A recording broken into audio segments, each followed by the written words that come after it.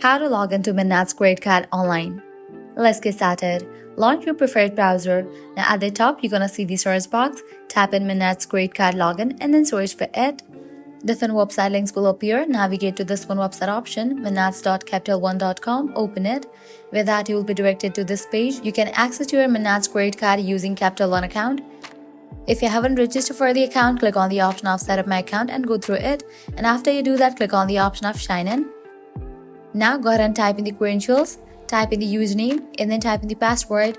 If you want to save your login info, check in for the option of Remember Me. After you provide all the details, click on Sign in. In the case you have forgotten the username or password, you can click on these options to recover it. Well, that's a wrap for this video. This is how you can easily log into Menards Credit Card account online. If this video was helpful, don't forget to like, share, and subscribe to our channel. Thanks for watching.